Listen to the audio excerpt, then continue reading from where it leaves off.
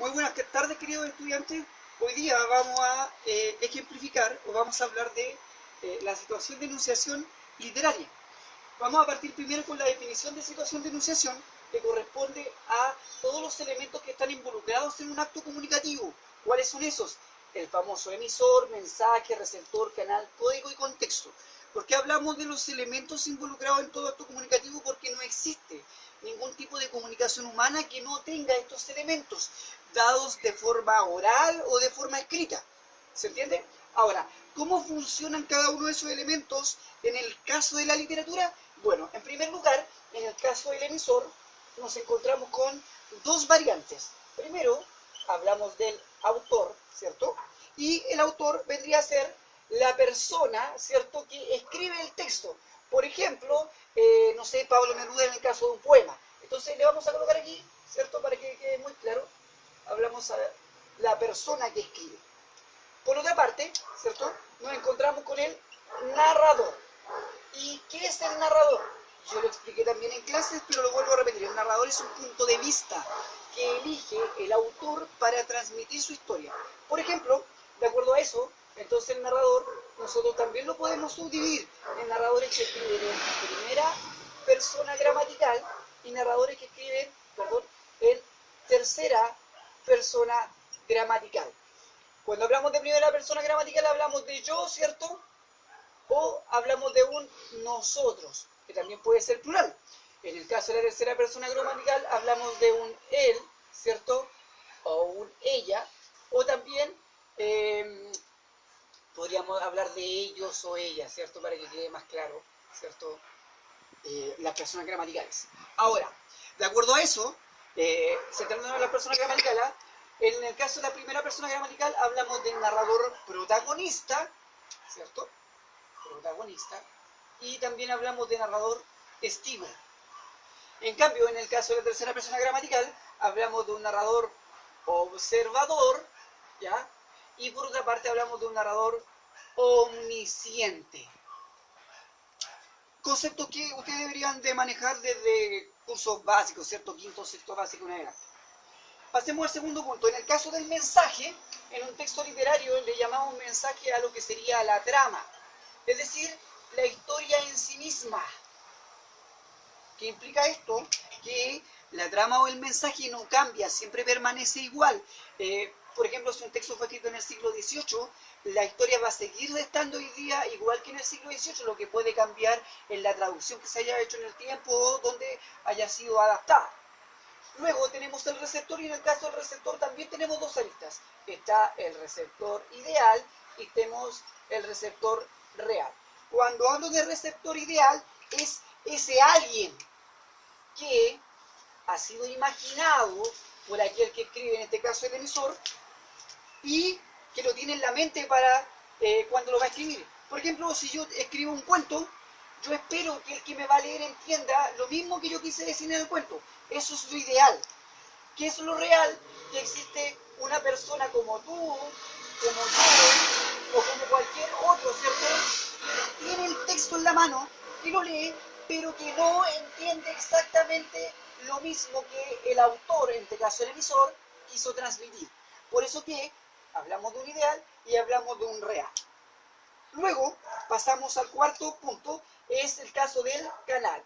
En el caso del canal, ¿cierto?, para que sea más fácil, hablamos tradicionalmente de un libro, hoy día podría ser, ¿cierto?, un video, nos podríamos hablar de internet en general, ¿cierto?, con los YouTube, con los audiolibros, etcétera, etcétera.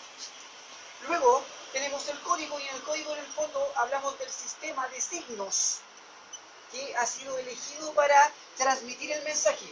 Por ejemplo, lo más típico y lo que encontramos siempre son las letras, el código lingüístico. Podríamos hablar de imágenes, también podríamos hablar, en otro caso, aparte de las imágenes, podría ser la utilización de los colores. Los colores en muchos aspectos son utilizados con una intencionalidad, etcétera, etcétera. La disposición que puede estar dentro de un texto también es importante. Y finalmente, tenemos el contexto, que también se divide en dos. Tenemos por una parte el contexto de producción y por otra parte el contexto de recepción. Cuando hablamos de contexto de producción nos referimos al año a la época en específica que fue escrito el texto. Por ejemplo, no sé, un texto de Julio Verne escrito en 1779, nos referiríamos a la época de la Revolución Industrial. Su contexto de producción estaría traspasado por todos los elementos de la Revolución Industrial en la Francia, ¿cierto?, en la Europa de esa época.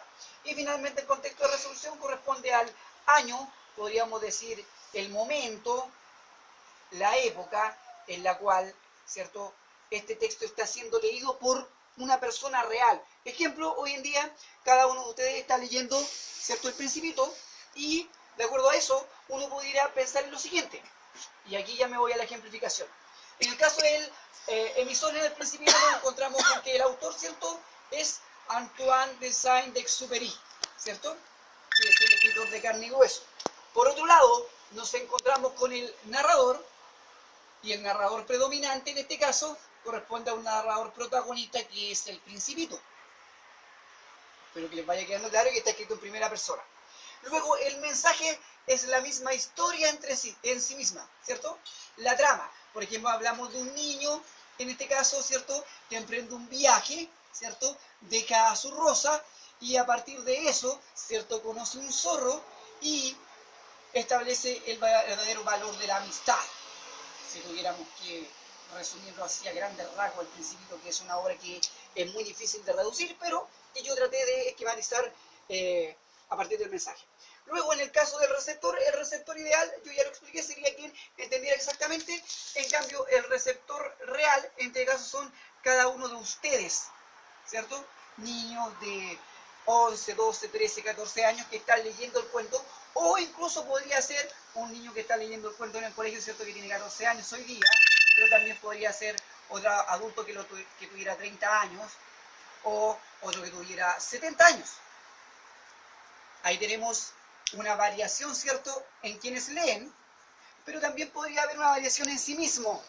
Por ejemplo, podría ser usted, que a distintas edades lee el mismo texto, entonces el mensaje también varía. Para apurarnos un poquitito, el canal en este caso, ¿cierto?, podría ser un libro, y en el caso de ustedes podría ser a lo mejor un audiolibro que estén escuchando, ¿cierto?, por internet, o que estén leyendo a lo mejor un formato PDF, etcétera, etcétera. En el caso del código, evidentemente que el código en este caso es el código lingüístico, en nuestro idioma, ¿cierto?, el idioma que es el español de Chile. Y finalmente, para terminar, el contexto de producción está dado, ¿cierto? Contexto de producción viene a ser en el siglo XX, mediados del siglo XX, pero el contexto de recepción, en el caso nuestro, estamos a inicios, ¿cierto?, del siglo XXI en nuestro país y con todas las condicionantes que eso implica hoy en día. Eso sería la explicación. Nos vemos en una próxima oportunidad.